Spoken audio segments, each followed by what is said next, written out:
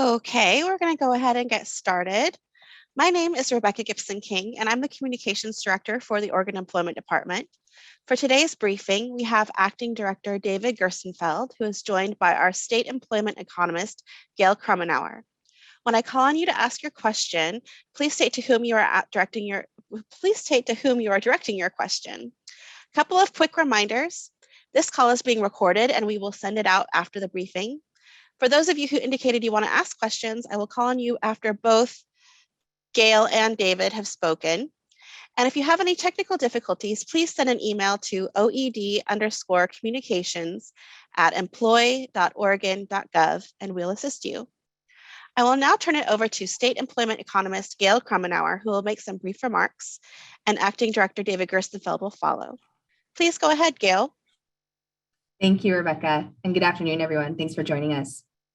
Yesterday, the Employment Department released the jobs numbers and unemployment rate for January.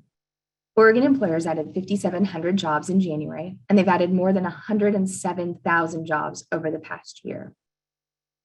In January, leisure and hospitality added 2,200 jobs, the most of any sector. Government added 1,500 jobs, and the bulk of those were in local government.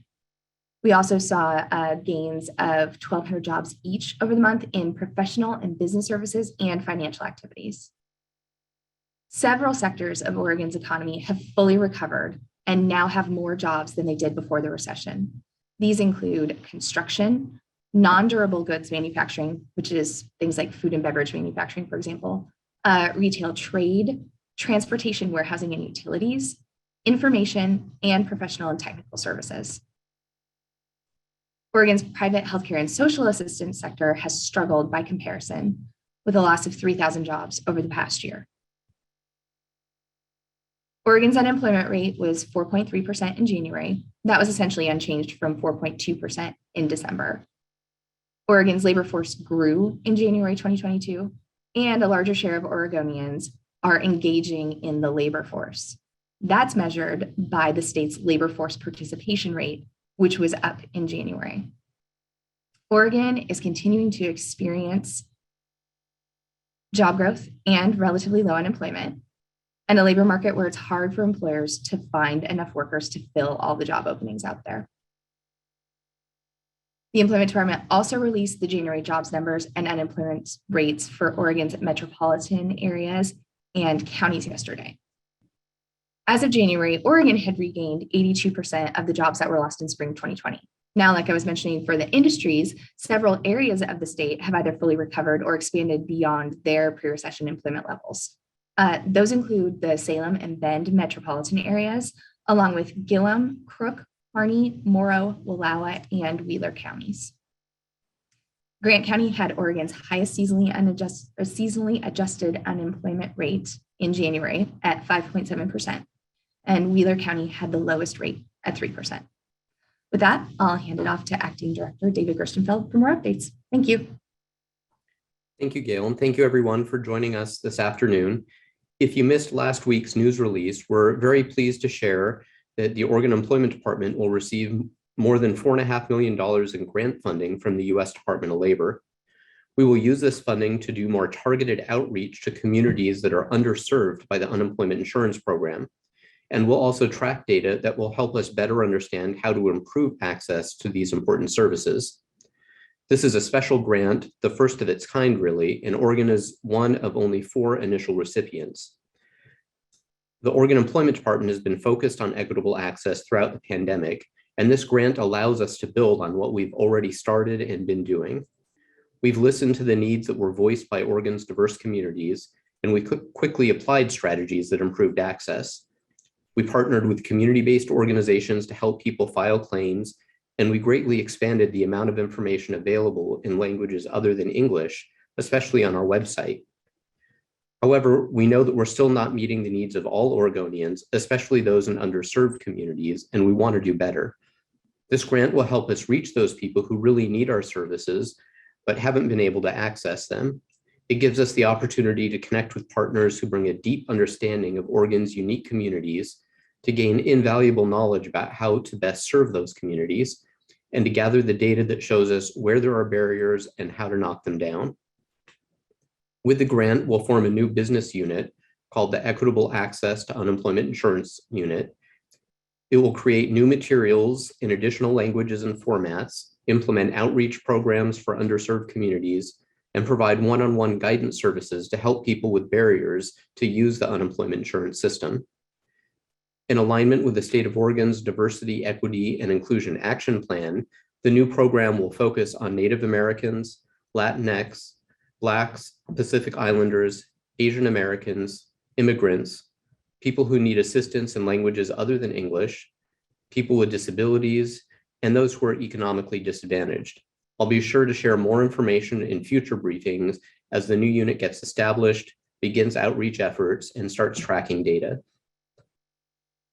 The Paid Family Medical Leave Insurance Program is continuing to make progress. Currently, we're taking public comment on the rules regarding benefits, and these include such topics as how much money someone may receive in a benefit year, how people apply for paid leave benefits, how we will verify whether someone is eligible for the benefits, and if and how workers must give notice to their employers when they intend to use paid leave. We invite everybody who's interested in the paid leave program to join us for one of two rulemaking advisory committee meetings later this month. One is on Thursday, March 10th, and the next is on the following Thursday, March 17th. This is just one opportunity to provide feedback on these rules, and there will be more opportunities in the coming months. It's important to us that we have as much public participation in this process as possible. We want to build a program that is fair and equitable and meets the needs of all impacted Oregonians. To register for one of the public meetings, you can go to oregon.gov/employ/PFMLI and click on the link for Rulemaking Advisory Committee. And with that, I'm going to turn things back over to Rebeka for any questions that you might have. Thanks, David. So this is where we open up the lines to members of the media who indicated they wanted to ask questions. We'll call on you in the order you RSVP'd. Please make sure you state to whom you're directing your question. And as a reminder, if you are joining us by phone, be sure to hit *6 to unmute yourself. And as always, if you don't get your question answered, please email oed_communications@oregon.gov. First up is Rob Manning with OPB. Rob, are you on the line?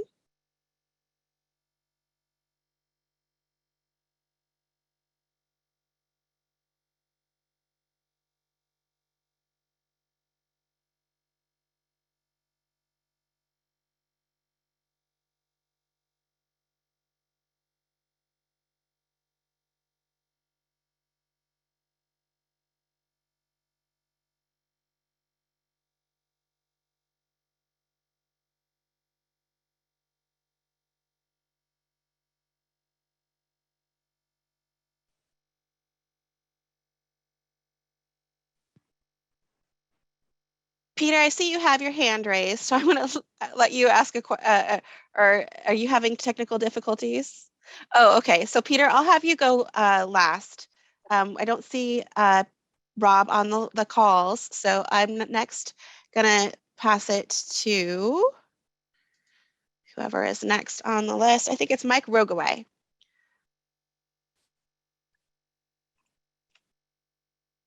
Hi, David. Could you give us a quick update on where things stand with the modernization project? Sure, it's moving along quickly. We're making a lot of progress. We recently had a checkpoint of the paid family medical leave insurance portion to make sure that we're on track.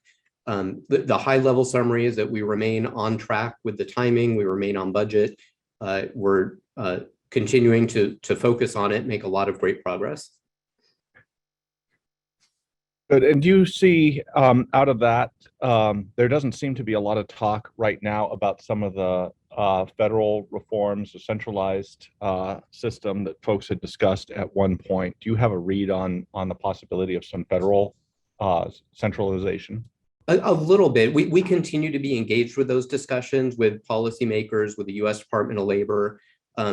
There's a lot of interest, and there's been some more focused discussions on which functions and how it might make the most sense to centralize some parts of the unemployment insurance system while still providing flexibility for policy to states.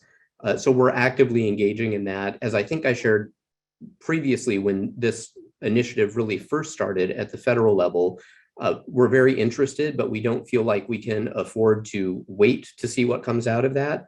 We're less than 200 days away from the first rollout of our modernization, and we know how urgently this is needed to help us best serve Oregonians. So we're continuing to move ahead, and we're staying closely involved with the discussions at the federal level so that we can take advantage of and integrate in with any national solutions that would improve service.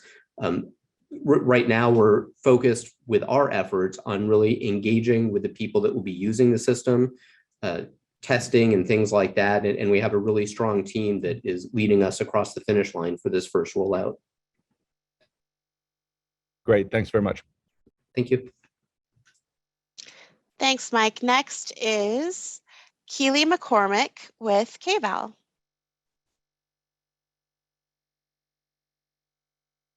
Can you guys hear me okay? We can. Okay, great. Do we know, is there a specific industry that people are kind of flocking to if that industry is getting maybe more job applications than the others? I think this is one for you, Gail. Hi, yes.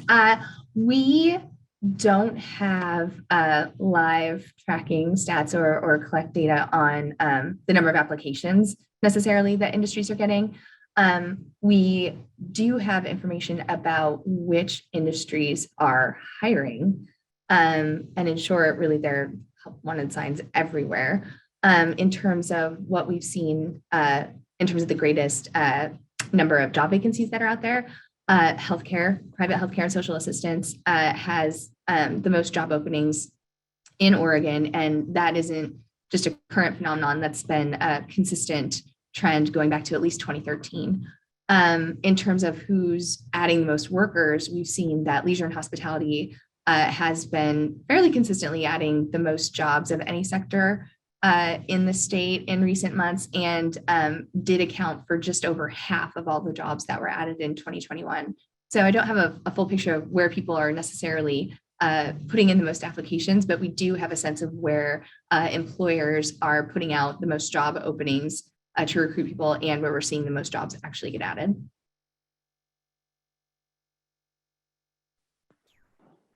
Do you have a follow-up question, Keely? Nope, that's it. Thank you so much. Okay, wonderful. Then I'm going to hand it over to Peter Wong with Pamplin. Okay, thanks. I neglected to respond to ask the question. They're for Gail today. Portland Metro, is the metro area still trailing in recovery? Peter, I'm so sorry to interrupt you, but I can't hear you. It's so faint that I can't pick up most of the words. Better now? Otherwise, I'm going to have to go to... Much better. Thank you, Peter. Okay. Gail, in previous reports, you report that Portland metro area has trailed the rest of the state recovery. I haven't read your latest report, but A, is that still true? And B, are there sectors other than leisure and hospitality that account for? You faded out again, Peter. Okay, Portland metro area, lagging, other job sectors beyond leisure and hospitality. That are lagging? Yes. Okay. So for the Portland metropolitan statistical area, as of January, the Portland MSA had recovered 4 out of 5 jobs that were lost in the spring of 2020. So that is a little bit behind the overall state, but just barely. I had mentioned that as of January, the state had recovered about 82%. So it's really come up and is much closer on par. In terms of specific industries that are lagging, I don't have that level of detail right in front of me for the Portland area. I will say is that statewide, again, private healthcare and social assistance is one of those that is lagging, having only just recovered slightly more than half of the jobs that were lost in spring 2020. But what I can do is after this, send you a link to yesterday's news release that has the details specific to the Portland metro area. Okay, one quick follow-up. With pandemic restrictions lifting, how might that affect job growth in the next several months? Well, we have been, in terms of restrictions being lifted, I believe that most pandemic restrictions in terms of access to businesses and spaces have been lifted for several months. I think the only major change that's left is the mask requirements in most indoor public spaces. Some will still be there. So I think that's a good question. It's one that isn't part of what we track in terms of monthly employment, but I think again, it's maybe not too dissimilar than what we've seen prior, waves of the pandemic or things like that, where upon what's happening, we could see people, make different choices once masks come off, right? Like maybe I'm going to be less likely to go to a crowded indoor space, or maybe I am going to still go there if it's nice outside and it's summer. So I think there's just too many unknowns at this point. We've seen so much unpredictability across the course of the pandemic. And a lot of it, I think, comes down to really individuals' choices. But for the most part, I think that, if cases stay low, we're hoping to see that confidence that people had when things, first started opening back up. And the last time we were able to remove mask requirements in terms of frequenting Oregon businesses. Thank you. All right, that concludes our media briefing for today. We will have another briefing in the next few weeks. Have a great day. Thank you for coming. Thank you. Thanks, everyone.